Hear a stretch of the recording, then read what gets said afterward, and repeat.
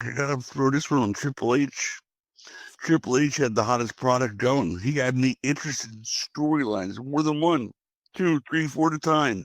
He had it rolling.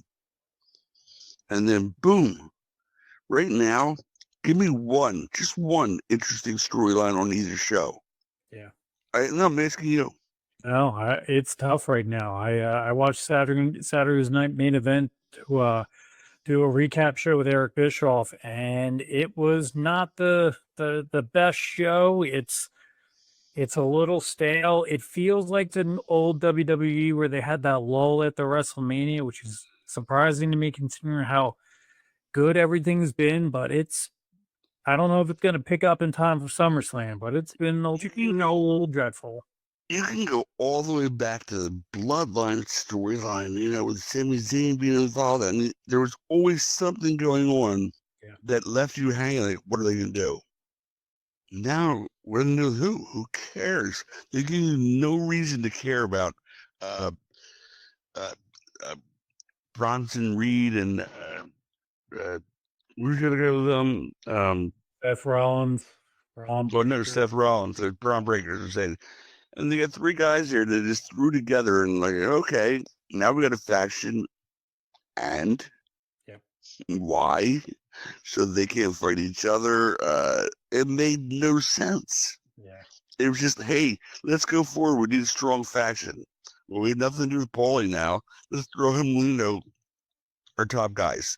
There's nobody else up there. I mean, they keep bringing Roman Reigns out, and he's gone again. They bring him back. He's gone again. He had, the company by the balls. He's got nothing now. Yeah. They never let him keep his heat. He has so much fucking heat, and now he's got zero heat because every time he's in a big match, he doesn't come back to the next big match 6 months later. Horrible, horrible, horrible booking. Shame on you. With you been closely affiliated with Paul way back when he was heavily involved in creative in ECW. You hired him. Product, and you hired him. Yeah.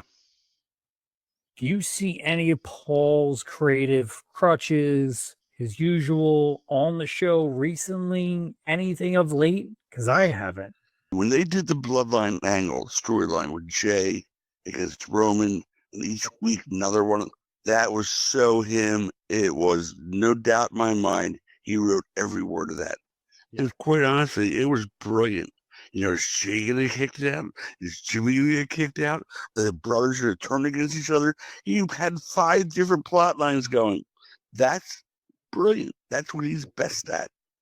All of a sudden, he's just like some Percy Pringle overweight manager out there trying to get heat. It's horrible. I gotta ask. Big part of WrestleMania last year was in the city of Philadelphia. And for anyone who doesn't realize this, Todd in Philadelphia. Me, I'm based in South Jersey. I'm very close to Philadelphia. Did you ever think you would see the level of wrestling product, conventions, anything like that, like WrestleMania was last year in Philly? It was absurd. It was like a wonderland when there was a kid dreaming about things like that. Whoever believed, they could have fans meeting wrestlers, or would have believed they could have a night, 2 nights in a row, 90,000 people paying. Yeah. That's incredible. They were the hottest thing going. How do you take that and not go with it and make it better or stay the course? How do you go with that and just say, hey, okay, Rock's here, so let's do this? I'm so disappointed because I thought for the first time in so many years that they really had great creative talent, great creative storylines. Again, things that make you want to watch the next Friday or the next Monday or the next pay-per-view, which is what the business is about. Getting the eyes that want to see what happens next. No, who cares? I mean, it makes no sense. The whole CM Punk thing. I mean, they had so much in their hands. They got so much talent there. Randy Orton, they're the greatest athletes in the history of this business. and they're just spinning their wheels trying to come up with something to do with them. Some big news going on in Philadelphia I want to ask you about. AEW All Elite Wrestling has announced that they're going to be running a summer tour at the old ECW Arena, now the 2300 Arena. And there are rumors and innuendo out there that WWE is planning to book a show for NXT at the arena before AEW runs it. So the WWE is considering running the ECW Arena. Something on TV for 10 years they called the Bingo Hall, crappy wrestling. They shit on us. Everybody shit on us. And I was like, we want to run the arena. Well, it's the 2300 Arena. 2300. It's the ECW Arena. I named it ECW Arena in 1992. It will always be the ECW Arena.